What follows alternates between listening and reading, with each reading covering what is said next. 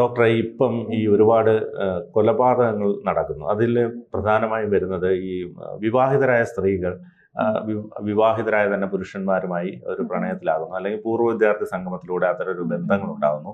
പിന്നീട് ചിലപ്പോൾ ഭർത്താവിനെ കൊല്ലുന്നു, വെടിവെച്ച് കൊല്ലുന്ന കാമുകൻ ഭർത്താവിനെ വെടിവെച്ച് കൊല്ലുന്ന സാഹചര്യം. ചിലപ്പോൾ ഈ കാമുകൻ പിന്മാറുന്നു, ഇവരൊരു ഡിപ്രഷനിലേക്ക് പോകുന്നു. അപ്പോൾ ഇത് കൂടി വരുന്നു ഈ ഒരു അത് ഏത് തരത്തിൽ കാണാം അതിനെ? ഇത് ഒരു അവിഹിത ബന്ധമാണ് തീർച്ചയായിട്ടും. അപ്പം ഓൾറെഡി ഉള്ള ബന്ധത്തിൽ എന്തെങ്കിലും ഒരു പിഴവ്, ഒരു പ്രോബ്ലം വരുമ്പോഴാണ് തീർച്ചയായിട്ടും നമ്മൾ മറ്റൊരു ബന്ധത്തിലേക്കുള്ള പോകുന്നത്. അത് ആരുടെ ഭാഗത്ത്, ചിലപ്പോൾ രണ്ട് ഭാഗത്തും മിസ്റ്റേക്ക് കാണാം, ചിലപ്പോൾ ഒരു ഭാഗത്ത് മാത്രമുള്ള മിസ്റ്റേക്ക്.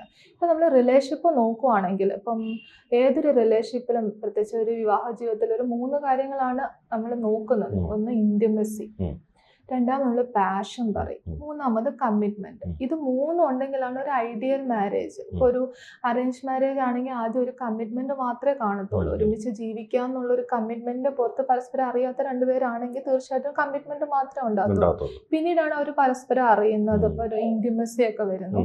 പിന്നെ അവർ നമ്മളൊരു സെക്ഷൽ അട്രാക്ഷൻ, അവരുടെ സെക്ഷൽ ലൈഫ് കാര്യങ്ങളൊക്കെയാണ് പാഷനകത്ത് വരുന്നത്. ഇത് പതുക്കെ ഡെവലപ്പ് ചെയ്തിട്ടാണ് പിന്നെ ഒരു ബ്യൂട്ടിഫുൾ റിലേഷൻഷിപ്പ് ആയിട്ട് അത് പിന്നീട് അത് പോകുന്നത്.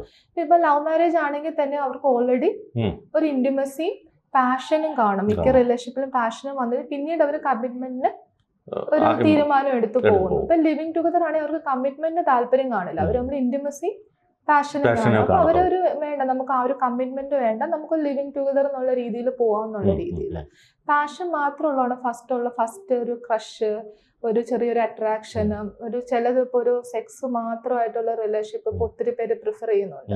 അപ്പൊ അതിനു വേണ്ടി മാത്രമുള്ള റിലേഷൻഷിപ്സ് ഉണ്ട് അവർക്ക്. അങ്ങനെ അത് പാഷൻ മാത്രമായിട്ടുള്ളത്. പിന്നീട് ഇവർക്ക് ഇന്റിമസി വന്ന് കമ്മിറ്റ്മെന്റും വരാം. പക്ഷെ ഒരു ഐഡിയൽ റിലേഷൻഷിപ്പ് എന്ന് പറയുമ്പോൾ ഇത് 3 കൂടെ ഉള്ള ഒരു റിലേഷൻഷിപ്പാണ്.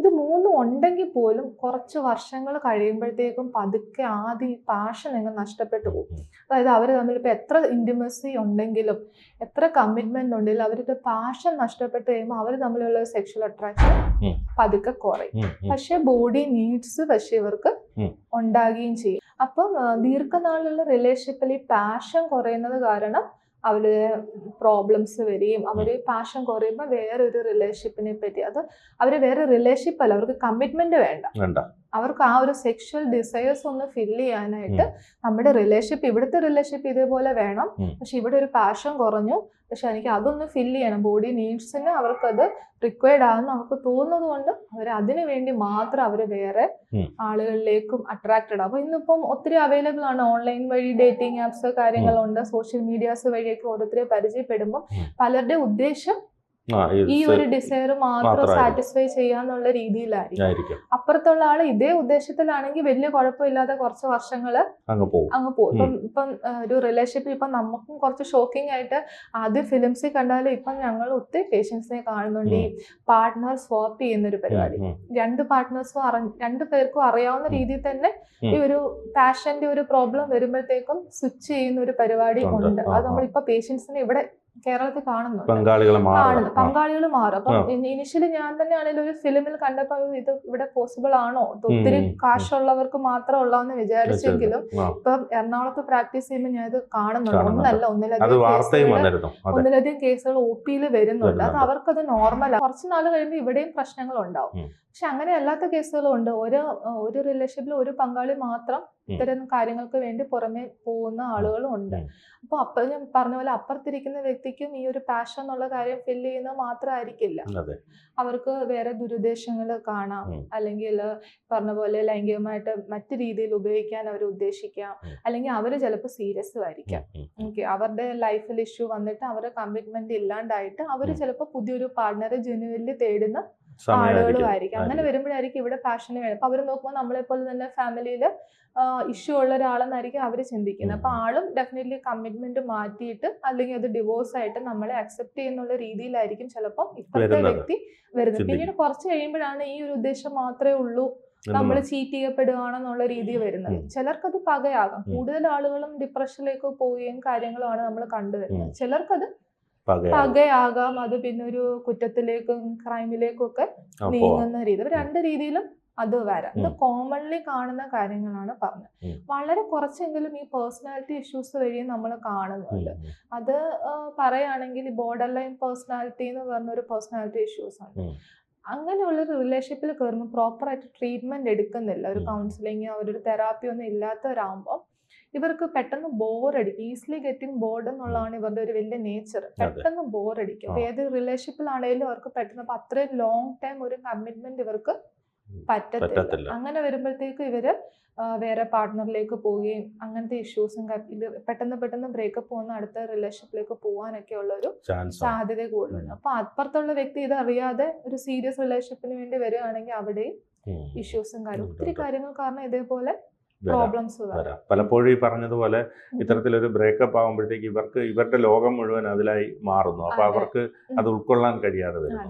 അപ്പം ഈ പറഞ്ഞ പോലെ രണ്ട് രീതിയിൽ വരാം. ബ്രേക്കപ്പ് ആകുമ്പോഴത്തേക്കും ഒരു എംപ്റ്റിനെസ്, ഇവര് പേഴ്സണാലിറ്റിയുടെ ഇഷ്യൂ ആണ് നമ്മൾ പറയും. പെട്ടെന്ന് ഒരു ശൂന്യത അവർക്ക് ഫീൽ ചെയ്യും. ഇത്രയും നാള് ഒരു 24 മണിക്കൂർ രണ്ടുപേരും തമ്മിൽ കണക്ഷനിലാണ്, എപ്പോഴും വിളിക്കുന്നു, ചാറ്റ് ചെയ്യുന്നു, പുറത്തു പോകുന്നു, എല്ലാ കാര്യങ്ങളും ഒരുമിച്ച് ചെയ്തിട്ട് പെട്ടെന്ന് ഒരാൾ ഇല്ലാണ്ടായി കഴിയുമ്പോഴത്തേക്കും ആ ഒരു ശൂന്യതയാണ്. ആ ശൂന്യത വരുമ്പോഴത്തേക്കും പെട്ടെന്ന് അത് ഫില്ല് ചെയ്യണം. അല്ലെങ്കിൽ അവരുടെ സെൽഫ് ഇമേജ്, ഞാൻ കൊള്ളത്തില്ല, എന്റെ പ്രോബ്ലം ആണെന്നുള്ള ചിന്ത വന്നിട്ട് അപ്പൊ പെട്ടെന്ന് ആദ്യം കാണുന്ന ഒരു വ്യക്തിയിലോട്ടായിരിക്കും അവർ അട്രാക്റ്റഡ് ആയിട്ട് അത് എത്രയും പെട്ടെന്ന് അത് ഫില്ല് ചെയ്യണം എന്നുള്ള ആയതുകൊണ്ട് അങ്ങനെ ഇമ്പൾസീവ് ആയിട്ട് എടുത്തു ചാടുമ്പോൾ അതിനേക്കാളും പ്രോബ്ലം ഉള്ള ഒരു ടോക്സിക് റിലേഷൻഷിപ്പിലായിരിക്കും ചിലപ്പോൾ അടുത്ത് പോയി ചാടുന്നത്. അത് എങ്ങനെ തടയാൻ പറ്റും അതിനെ? അത് എന്തുകൊണ്ടാന്നുള്ള അനുസരിച്ചിരിക്കും. പേഴ്സണാലിറ്റി ഇഷ്യൂ ഉള്ള ആളാണെങ്കിൽ തീർച്ചയായിട്ടും അത് മനസ്സിലാക്കി അതിനുള്ള ഒരു ചികിത്സ എടുക്കണം. ചികിത്സ എന്ന് പറഞ്ഞാൽ മരുന്ന് ചികിത്സ മാത്രമല്ല, ആദ്യം നമുക്ക് ഒരു തെറാപ്പി കൗൺസിലിംഗ് സെഷനിലൂടെ ഒക്കെ മാറ്റാവുന്ന ഒരു സിവിയറിറ്റി ഉള്ളെങ്കിൽ അത് തന്നെ ചെയ്യാം. കുറച്ച് കൂടിയ രീതിയിൽ പ്രോബ്ലംസ് ഉണ്ടെങ്കിൽ ചിലപ്പോൾ മെഡിസിൻ കൂടെ കഴിക്കേണ്ടതായിട്ട് വരും. ഇതൊക്കെ അസുഖം എന്നുള്ള രീതിയിലുണ്ട്. ഞാൻ നേരത്തെ സൂചിപ്പിച്ച പോലെ റിലേഷൻഷിപ്പിലെ ഇഷ്യൂസ്, പാഷന്റെ ഇഷ്യൂ കാര്യങ്ങളൊക്കെ ആണെങ്കിൽ തീർച്ചയായിട്ടും റിലേഷൻഷിപ്പ് സ്ട്രോങ് ആക്കാനുള്ള കാര്യങ്ങളും അതിനെപ്പറ്റിയുള്ള അവയർനെസ് കൗൺസിലിങ്ങിലൂടെ ഒക്കെ മതിയാവും. പിന്നെ ഈ മീഡിയാസ് വഴിയാണെങ്കിൽ അതിന്റെ അവയർനെസ്, ഈ തെറ്റായ ഡേറ്റിംഗ് ആപ്സ് കാര്യങ്ങൾ അതിനെപ്പറ്റിയൊക്കെ അവെയർ ആകുക. എല്ലാവരും നമ്മൾ ചിന്തിക്കുന്ന പോലെ ആയിരിക്കില്ല ചിന്തിക്കുന്നത്. സ്ക്രീനിന്റെ അപ്പുറത്തിരിക്കുന്ന ആൾ എന്ത് ഉദ്ദേശത്തിലാന്നുള്ള കാര്യങ്ങൾ അറിയില്ല. അപ്പൊ നമ്മളുടെ മൈൻഡ് ആണ് എല്ലാവരുടെയും മൈൻഡ് എന്ന് ചിന്തിച്ച് നമ്മൾ ജെനുവിൻ ആണെങ്കിൽ അപ്പുറത്തുള്ള ആളും ജെനുവിൻ ആയിരിക്കും എന്ന് ചിന്തിക്കരുത്. വേറൊരു ലോകമുണ്ട്, വേറെ ആൾക്കാരുണ്ട്, എല്ലാവരും ചിന്തിക്കുന്ന ഒരുപോലെ അല്ല എന്നുള്ളത്. ഈ സൈബർ ബുള്ളിങ്ങും കാര്യങ്ങളും സൈബർ ക്രൈംസിനെ പറ്റിയൊക്കെ അവെയർ ആണെങ്കിൽ നമ്മൾ ഒന്ന് സൂക്ഷിക്കില്ലേ? പലപ്പോഴും ഈ പറയുന്നത് ഈ ഭർത്താക്കന്മാർ ഈ കുറെ വർഷം കഴിയുമ്പോൾ അവരുടെ ഈ ഉത്തരവാദിത്തങ്ങൾ കൂടുകയും അതിന്റെ ഭാഗമായിട്ട് അവർ പഴയതുപോലെ ഒരു കെയറിങ് ഇല്ലാതെയും വരുമ്പോഴാണ് സ്ത്രീകൾ ഇത്തരത്തിൽ മറ്റൊരു ബന്ധത്തിലേക്ക്. രണ്ട് രീതിയിലും വരാം. ഇപ്പൊ സ്ത്രീകളാണെങ്കിലും ഇപ്പം കുട്ടികളും കാര്യങ്ങളൊക്കെ ആകുമ്പോഴത്തേക്കും അവരിലെ കുട്ടികളുടെ കാര്യങ്ങളിലേക്കൊക്കെ ചുരുങ്ങി വരുമ്പോഴത്തേക്കും പല ഭർത്താക്കന്മാരുടെ ഒരു പരാതിയാണ്, ഇപ്പം എന്നെ സ്നേഹിക്കുന്നില്ല, മക്കളുടെ കാര്യങ്ങൾ മാത്രം നോക്കുന്നു. അപ്പം ഭാര്യ എപ്പോഴും ബിസിയാണ്. ഓക്കെ, മക്കളുടെ കാര്യത്തിലും വീട്ടിലെ കാര്യത്തിലും ബിസിയാണ്, എന്നെ കെയർ ചെയ്യുന്നില്ല എന്നുള്ള രീതിയിൽ.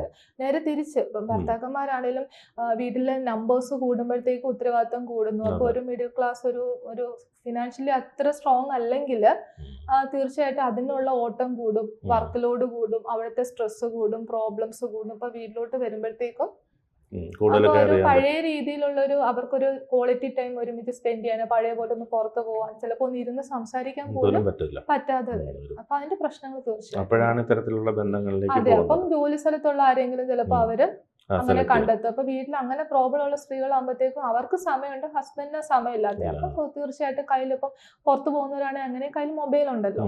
അപ്പൊ സോഷ്യൽ മീഡിയ വഴിയും ഡേറ്റിംഗ് ആപ്സ് വഴിയൊക്കെ അവർക്കൊന്ന് കേൾക്കാൻ, തുടക്കത്തിൽ അവരെ ഒന്ന് കേൾക്കാൻ, കുറച്ചു സംസാരിക്കാനൊക്കെ ഉള്ള രീതിയിലായിരിക്കും തുടങ്ങുന്നത്. പിന്നെ അവർക്ക് സംസാരം മതിയായിരിക്കും.